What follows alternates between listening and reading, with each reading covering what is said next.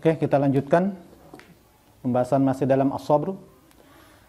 Bismillahirrahmanirrahim. Fakun ayyuhan nasyu'u, maka jadilah wahai generasi muda, dza nafsin aqilatin sabiratin, yang memiliki jiwa yang berakal dan sabar, penyabar.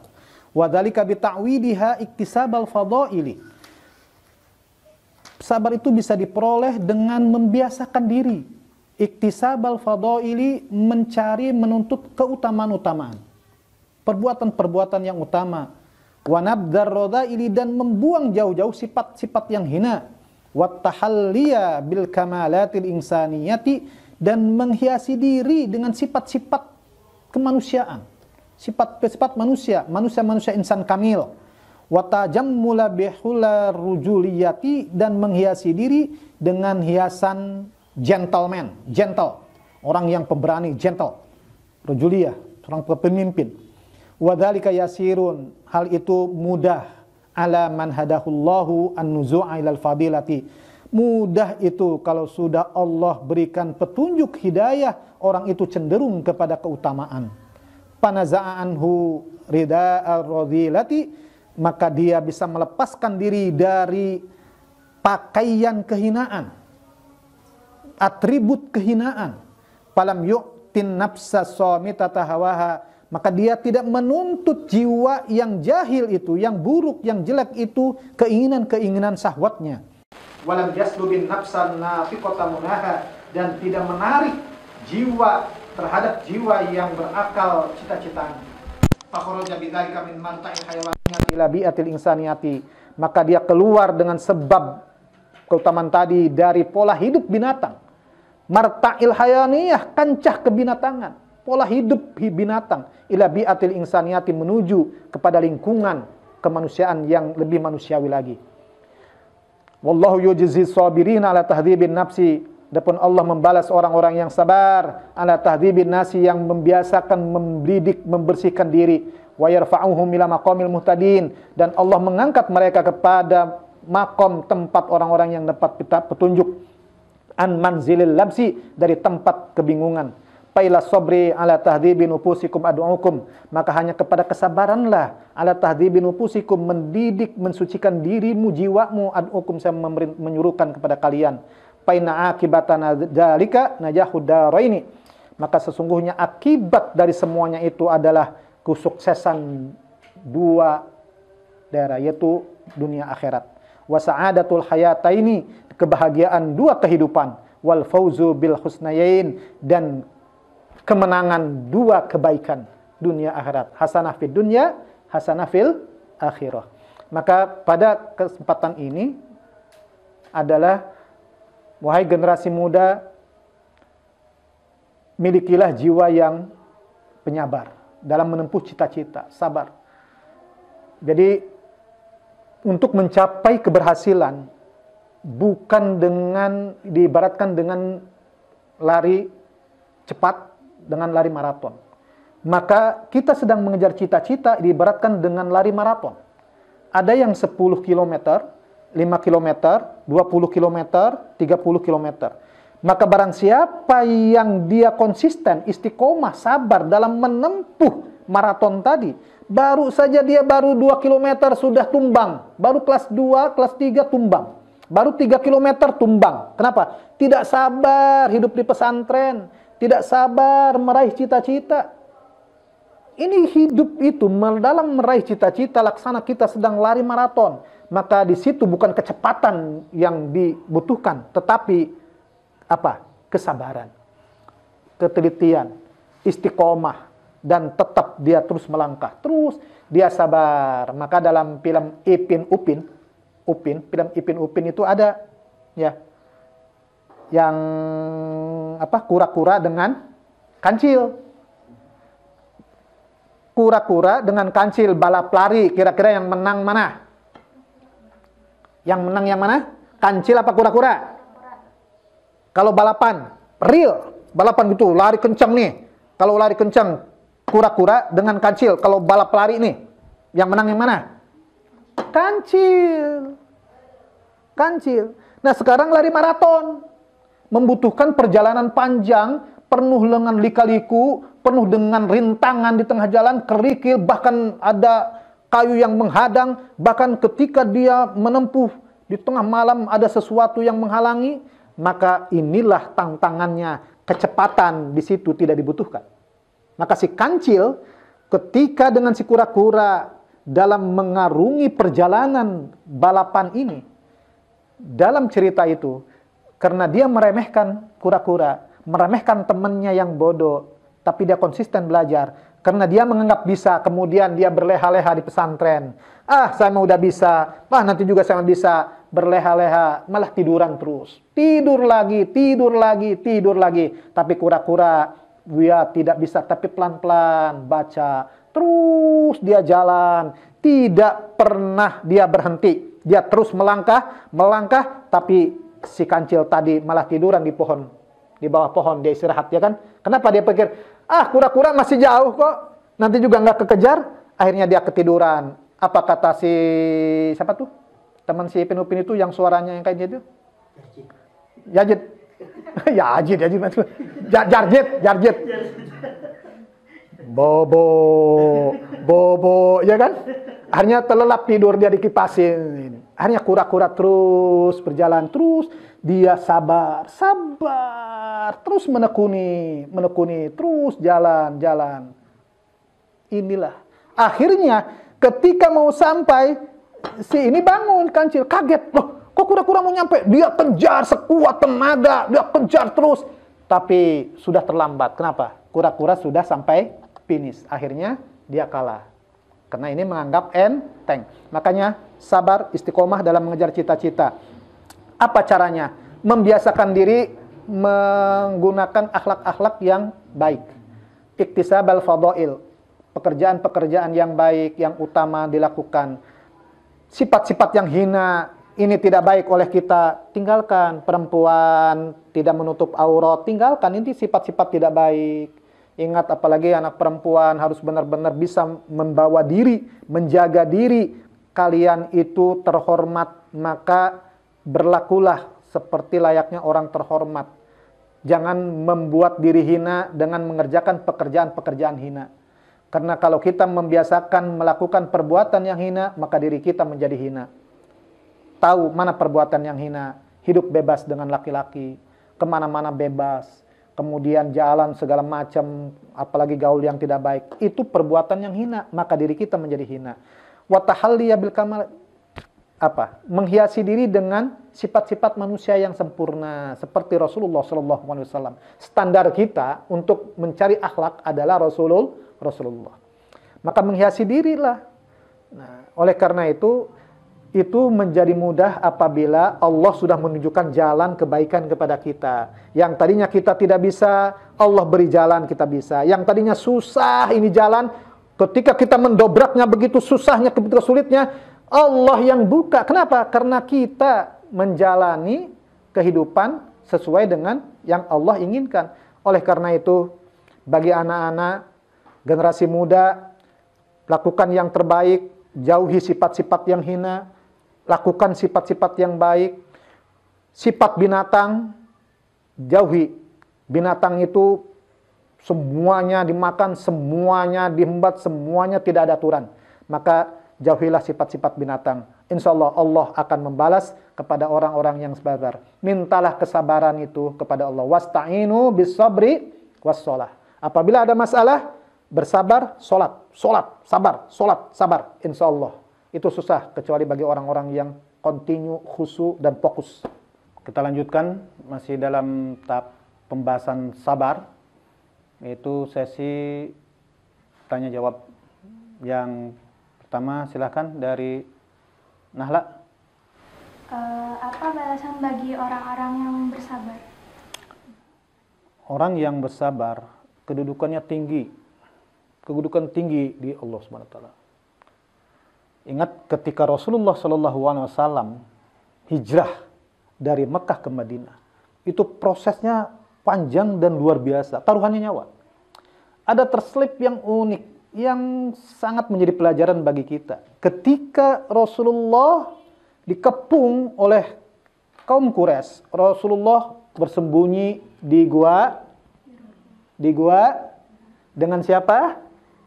Dengan Abu Bakar. Rasulullah bersembunyi di Gua Hiro dengan Abu Bakar. Pada saat itu, Abu Bakar gelisah, takutnya luar biasa. Kenapa? Sudah ke Gua Hiro belum? Belum? Iya, belum diajak sama Nabi ya. Bentar, insya Allah. Doa mudah-mudahan nanti ke Gua Hiro lihat bagaimana posisi Gua Hiro. Tidak terlalu dalam. Tidak terlalu dalam. Bahkan kalau jongkok saja itu, orang kafir Quraisy, itu sudah kelihatan kaki Rasulullah Abu Bakar, itu sudah kelihatan. Tapi Allah justru di situ ada mukjizat luar biasa. Maka pada saat Abu Bakar ketakutan, pada saat manusiawi, siapapun, manusiawi. Sahabat Abu Bakar ketakutan. Apa kata Rasulullah?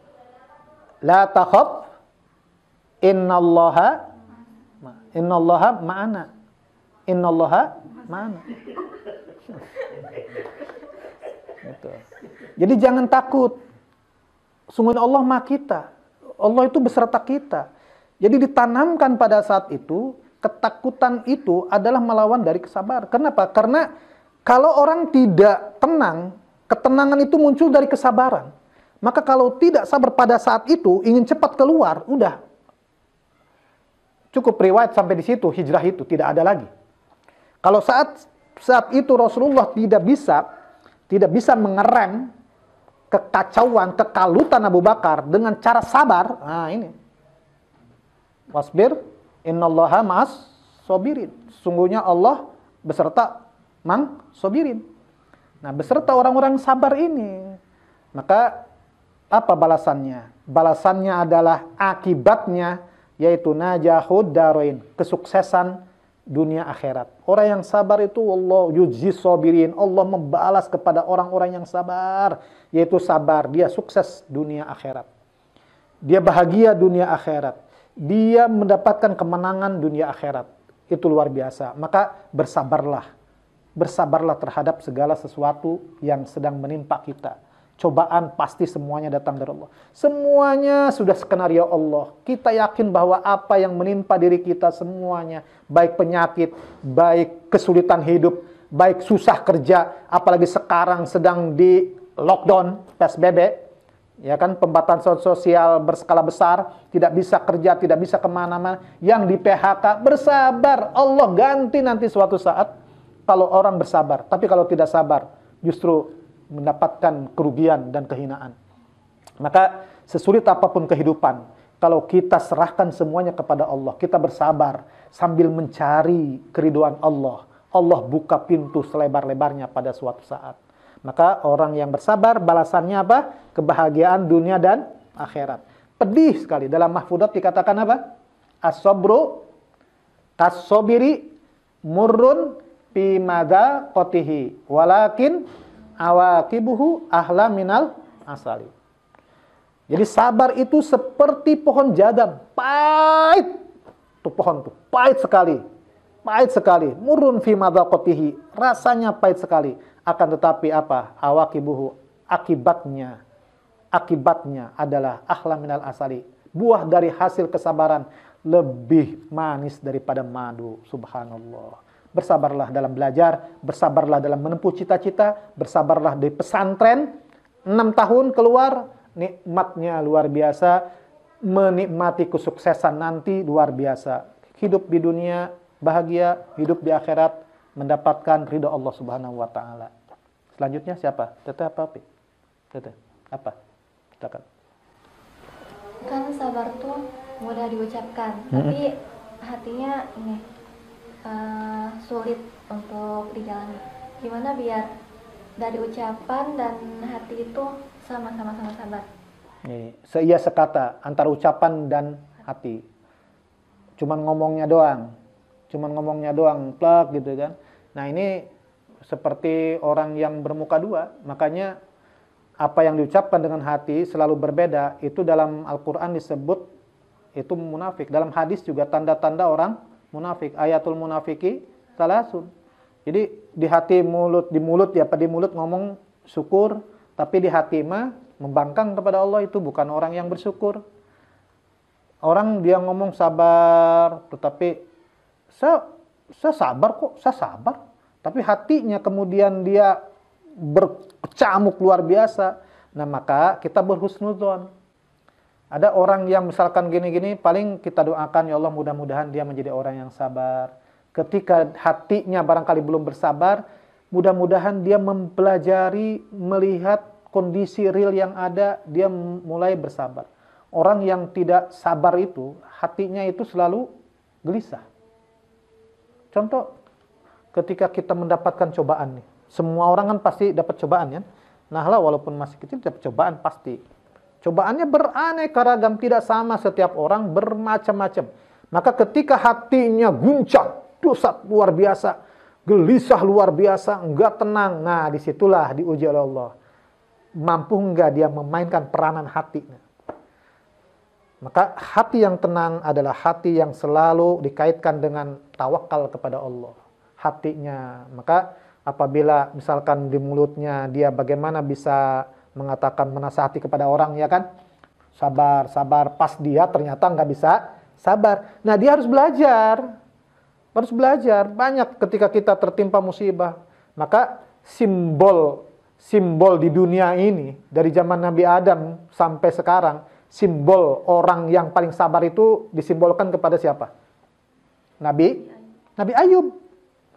Nabi Ayub itu simbol dari sebuah kesabaran maha dahsyat. Kalau sudah bicara sabar, siapapun penceramah selalu merujuknya kepada siapa? Nabi Ayub.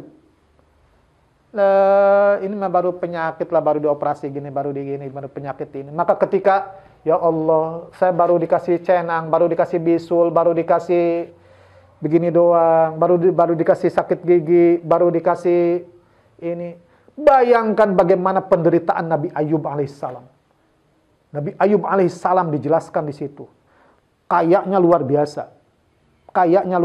Bahkan 1.500 karyawan yang menggali tanah, yang mengerjakan tanah dan binatangnya. Itu dihancurkan dalam satu cerita. Setan itu tahu ketika malaikat membacakan sholawat dan memuji kepada Allah itu kepada hambanya yang bernama Nabi Ayub. Setan tahu siapa Ayub itu sesungguhnya, kok bisa dipuji oleh para malaikat, dicintai oleh makhluk langit. Kemudian dicari, ternyata dia orang yang bersyukur, kaya raya. Akhirnya kepada Allah, ya Allah, izinkan saya ingin menghancurkan seluruh kekayaan Ayub. Akhirnya dihancurkan, dibakar kandangnya, binatangnya mati. Datang kepada dia, Ayub, binatang piaraan ente mati semua, kandangnya hangus semua. Apa kata Nabi? Alhamdulillahirabbil alamin. Bukan marah, bukan nangis. Justru alhamdulillah, itu adalah dari Allah, akan kembali ke Allah. Kemudian iblis datang lagi ke Allah, ya Allah, izinkan saya untuk membunuh anak-anaknya. Kemudian datang ke Ayub, digoncangkan rumah Nabi Ayub. Pada saat itu Nabi Ayub tidak ada di rumah. Robohlah rumahnya dan kemudian meninggallah anak-anaknya. Kemudian datang ke Nabi Ayub, setan tadi. Wahai Ayub, anak-anakmu sudah mati, apakah kau masih bersujud bersyukur kepada Allah? Anak adalah amanat dari Allah dan Allah juga yang mengambilnya. Malah semakin sujud Nabi Ayub kepada Allah. Kata iblis, wah benar ini. Nabi Ayub beneran, hamba yang benar-benar. Datang lagi kepada Nabi Ayub. Ditiupkanlah ke hidung Nabi Ayub merang, namanya apa? Kalau sekarang virus, penyakit yang gatal-gatal, kemudian gatal sampai dalam riwayat Nabi Ayub menggaruk dengan batu sampai terpotong-potong dan busuk, bau busuk. Akhirnya diasingkan di tempat sampah yang jauh dari penduduk. Kenapa? Saking baunya. Apa kemudian Nabi Ayub tidak bersyukur? Tetap bersyukur. Maka kesabaran Nabi Ayub inilah yang jadi contoh tauladan bagaimana kita menghadapi cobaan seberat apapun. Seberat apapun. Jadi hati harus belajar kepada orang yang benar-benar sudah teruji kesabarannya. Oleh karena itu, dalam menghadapi apapun, tetap sabar, tenang. Kalau kita lagi gelisah, cari orang-orang yang bisa diminta nasihatnya untuk kita bersabar. Lihat kepada sejarah orang-orang yang lebih menderita dari kita. Kita masih bisa makan, walaupun sekali misalkan. Tapi lihat ada orang lain, udah 2 hari nggak bisa makan. Kita bisa bersyukur kepada Allah dengan kesabaran kita. Jadi belajar tidak mesti sekarang bisa, tapi sabar terus, continue. Tapi jangan sampai berhenti tengah jalan, sabarlah terus bersabar. Ya. Jadi dalam tindakan harus sesuai, dalam ucapan harus sesuai, dan hati juga harus sesuai. Belajar dari orang-orang yang sudah membuktikan dengan kesabarannya. Insya Allah kita bisa. Terakhir, coba Sophie apa? Bagaimana cara menanamkan sabar ketika kita sedang menginginkan sesuatu? Ya, ketika kita ingin sesuatu, ingin cepat ya. Gimana sih? Janjian gimana di SMS, OTW melulu, nggak nyampe-nyampe. Pekerjaan yang paling membosankan adalah menunggu. Ya nggak? Pekerjaan yang paling membosankan adalah menunggu. Menunggu adzan maghrib. Menunggu adzan maghrib. Menunggu teman janjian jam 9. Jam 9 belum nongol di WA. Udah di mana? OTW. Setengah jam belum datang juga. Di mana? OTW. Tahu-tahu OTW-nya di kasur masih tidur. Kan, nah, jadi bisa nggak kita bersabar? Ada bilang orang suka sabar. Kesabaran saya sudah habis. Cukup sampai di sini kesabaran saya. Tidak bagus. Sabar tidak ada batasnya. Sabar tidak ada habisnya. Karena sabar tidak bisa dihitung dengan ruang dan waktu. Kesabaran adalah elastisitas, kelanjutan dan kontinu dan terus-menerus selama kita ada. Maka bersabar dalam perintah Allah, bersabar dalam menjalani larangan, menjauhi larangan Allah. Itulah kunci dari kesabaran, bagaimana kita bisa melakukan sesuatu dengan sabar, apalagi menunggu. Contohnya Sophie kan belajar nih. Menunggu jam, ini belum bel aja nih, kesel, pelajaran gak asik lagi, ustadznya gak enak ngajarnya nih, bel lama amat sih, gelisah, bel lama amat sih, gak sabar tuh, ya kan? Nah, belajarlah untuk bersabar, belajarlah untuk menerima apa adanya. Maka disitulah insya Allah, apalagi yang ngantri misalkan, di pondok kan ngantri tuh mau makan ya, ngantri, maka udah kocak rujuk aja, udah lapar, udah siang, jam 1 nih udah belum makan, ngantri lagi. Disitulah diuji kesabaran. Lapar, panas, ngantri, masih jauh lagi, 50 orang. Nah, di situ diuji kesabaran. Maka banyak orang-orang yang tidak sabar, kemudian perebut, kemudian akhirnya apa? Tidak kebagian. Yang ada apa? Hanya kerugian. Kenapa? Nasinya hancur berantakan, ikannya acak-acakan, tidak ada yang bisa dimakan karena jatuh berantakan. Kenapa? Karena orang tidak sabar, kemudian berduyun-duyun, saling desak-desakan, saling berjatuhan, semuanya tidak dapat. Akhirnya yang ada kerugian. Nah, itu tidak boleh. Maka sabar akan membawa kita kepada kemenangan, kebahagiaan, dan ketenangan. Kenapa? Karena pahit kita ngantri, memang masih jauh. Tetapi ketika kita mendapatkan, semuanya dapat, semuanya enak. Tidak acak-acakan dan tidak berantakan. Seperti itu analoginya, ya. Jadi, mudah-mudahan dengan sabar ini, lebih-lebih pada bulan Ramadan, mendidik kesabaran untuk bisa menunggu sampai adzan maghrib. Itulah ujian kesabaran kita. Mudah-mudahan dengan sabar ini, kita bisa membuka jalan pintu Allah, membuka jalan masa depan kita, belajar yang sabar, belajar yang istiqomah. Mudah-mudahan kita meraih semua cita-cita kita. Mudah-mudahan Allah memberikan hidayah kepada kita untuk bisa bersabar dalam kehidupan ini. Insya Allah wabah corona dengan kesabaran kita menjalani PSBB, stay at home, Allah berikan kemudahan, Allah berikan kebahagiaan yang luar biasa setelah corona hilang. Insya Allah. Mari kita tutup pengajian kita kali ini dengan membaca hamdalah. Alhamdulillahirabbil alamin. Wallahul muwaffiq ila aqwamit thoriq. Wassalamualaikum warahmatullahi wabarakatuh.